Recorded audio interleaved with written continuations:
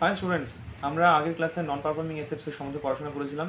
তো সে আজকের ক্লাসটাতে আমরা এই নন পারফর্মিং অ্যাসেটস বা এনপিএসটাই আমরা এনপিএটাই ভালো করে পড়বো, আর একটু ডিটেলে পড়ার চেষ্টা করব। ঠিক আছে? তো আমরা আগের ক্লাসে পড়েছিলাম যে বেশ কিছু স্কিম আসে বা যোজনা আসে যাতে কি না নন পারফর্মিং অ্যাসেটসটা ইন্ডিয়াতে খুব একটা বেশি না বেড়ে যায়। তো কিন্তু পরবর্তীতে আমরা দেখি যে এটা আদৌ কতটুকু কার্যকরী হবে না হবে সেটা আমরা আজকের ক্লাস থেকে চলো একটু শুরু করে নিই। তাহলে শুরু করি, বোঝার চেষ্টা করি। 2014-15 অর্থবর্ষে মানে নন পারফর্মিং অ্যাসেটস ছিল 2.8 লাখ ক্রোড়, 2.8 লাখ কোটি টাকার মতো। সেটা পরের বছর মানে মানে 2 বছর পরেই সেটা দাঁড়ায় 8.9 লক্ষ কোটি টাকা। তার মানে 2 বছরের মধ্যেই প্রায় নন পারফর্মিং অ্যাসেট 3 গুণেরও বেশি দাঁড়িয়ে যায়। এটার অর্থ আমরা যে আগের ক্লাসে পড়েছিলাম যে 4টা ইম্পর্টেন্ট যে আমরা স্কিম পড়লাম, সেগুলো খুব একটা বেশি কার্যকরী ছিল না।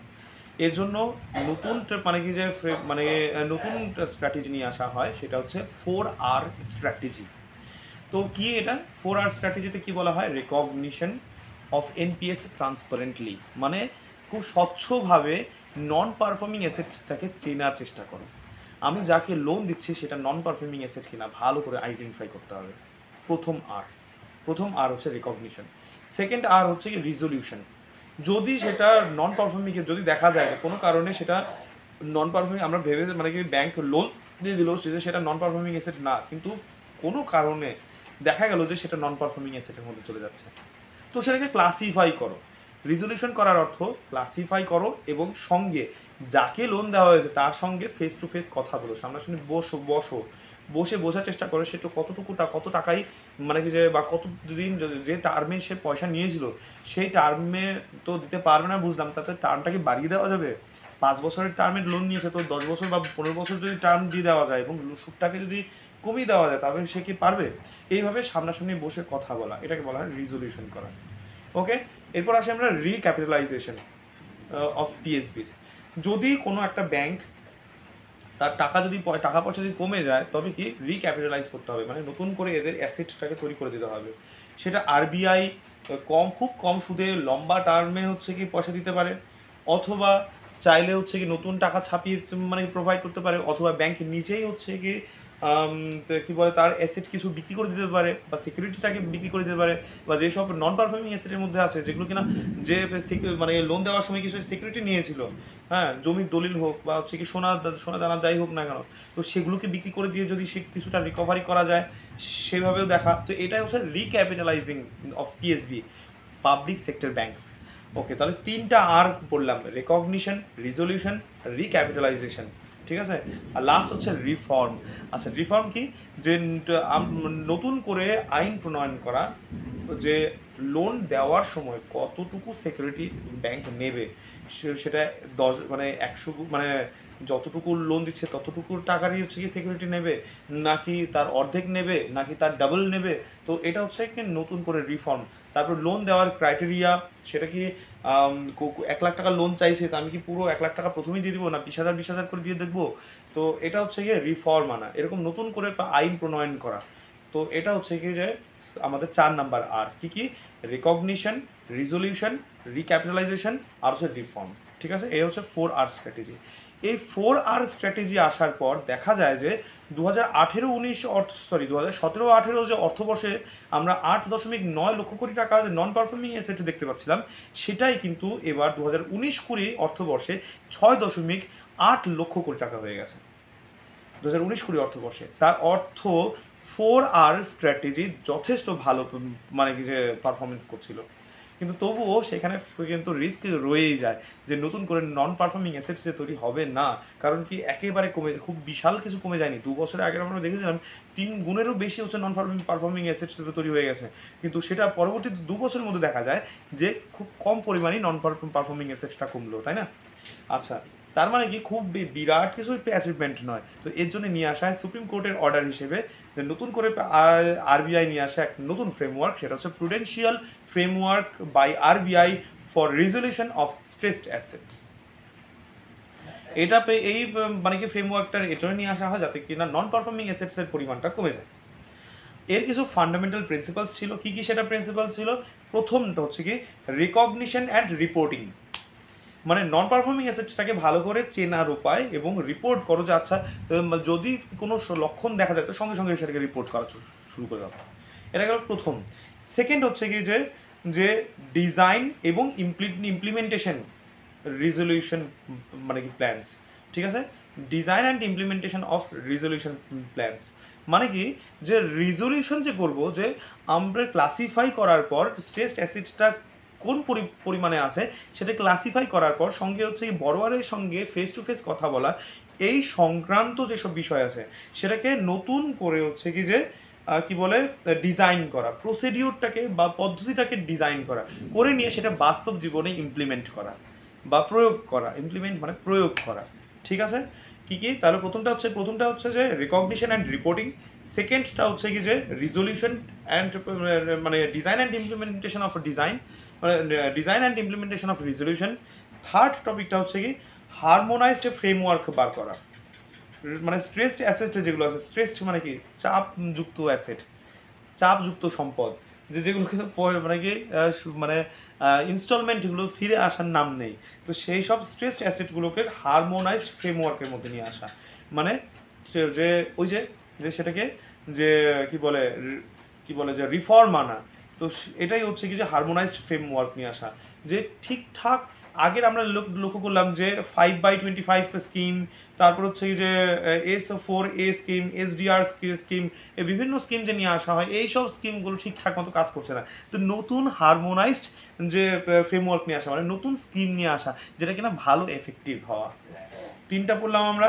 4 নাম্বার হচ্ছে কি যে কি বলে ইনসলভেন্সি অ্যান্ড হচ্ছে রিজলিউশন প্রসিডিংস নিয়ে আসা। প্রসিডিংস মানে যে আমরা জাজমেন্টে আমরা যখন দেখি যে কোর্টে যখন জাজমেন্ট হয় তখন কি প্রসিডিংস হয়, যে এ পাশের কথা শোনা এ পাশের দুপক্ষের কথা শুনে তারপর একটা সিদ্ধান্তে উপনীত হওয়া, ঠিক এইটাও তাই যে অ্যাডিশনাল মানে সেটা কি বলে প্রসিডিংস আনা, যে কেন সে পয়সাটা দিতে পারছে না প্রপার ভাবে বোঝা এবং তার সঙ্গে ঠিকঠাকভাবে যে প্রভিশন করা, যে আচ্ছা সে একেবারে যেমন পরিস্থিতি চলে আসছে না এ আর পয়সা দিতে পারবে না, তার একটা সঠিক গ্রাউন্ডও আছে, সে ভালো করে বোঝাতে পারছে, মানে কি শুধু বোঝানো না, বাস্তব জীবনে ও যে এমন কিছু মানে ঘটনাগুলো বললো তাতে কিনা হ্যাঁ তার আর দেওয়ার ক্ষমতা নেই, তখন কী করতে হবে প্রভিশনিং করতে হবে, ব্যাংককে অন্য খাতে যেসব লোন পেয়েছিল সেখান থেকে লোন দেওয়ার পরে যেসব লাভ হয়েছিল তার কিছুটা একটা অংশ যে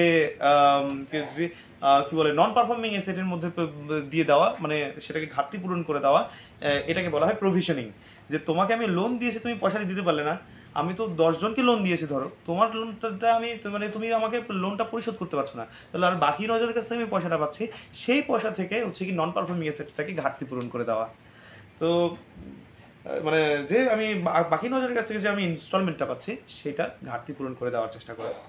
অর্থাৎ আগে কিন্তু ব্যাংক থেকে যখন লোন পাচ্ছিলাম আমরা, মানে কি যে আমরা পাচ্ছিলাম তখন কিন্তু যে সুদের হারটা কম ছিল, এখন দিন দিন কিছুটা হলেও সুদের হারটা বেড়ে গেছে।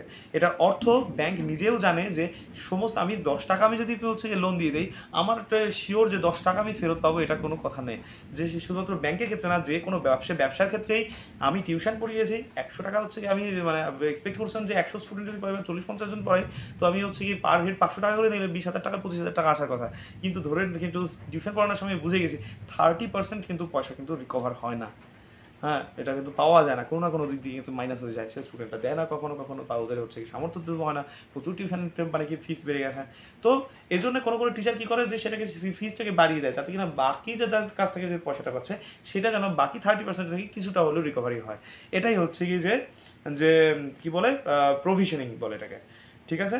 ঠিক তেমনি ব্যাংকও তাই করে, 10 জনকে লোন দিয়েছে, একজন লোন দিতে পারেন, লোন পরিশোধ করতে পারেনি, বাকি জন যারা বাকি 9 জনের কাছ থেকে যে পরিশোধ মানে পয়সাটা ফিরে পাচ্ছে সেটা হচ্ছে কি সেই স্ট্রেসড অ্যাসেট বা নন পারফর্মিং অ্যাসেটের ঘাটতিটাকে পূরণ করে দেওয়া, এটাকে বলা হয় প্রভিশনিং।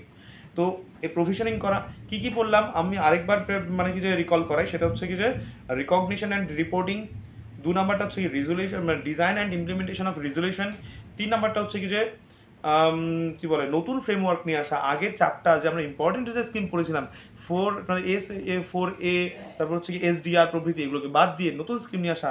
4 নাম্বারটা হচ্ছে কি প্রভিশনিং করা। 5 নাম্বারটা হচ্ছে কি যে ফাইন্যান্সিয়াল ডিফিকাল্টি বোঝা, যে হ্যাঁ সে আর টাকা দিতে পারছে কি না বোঝা, সেটাকে ভালো করে বোঝার চেষ্টা করা, সে নতুন ফ্রেমওয়ার্ক নিয়ে আসা। ঠিক আছে, তো এরপরে 6 নাম্বার পয়েন্টটা হচ্ছে কি যে ইন্টার ক্রেডিটর এগ্রিমেন্টে আসা।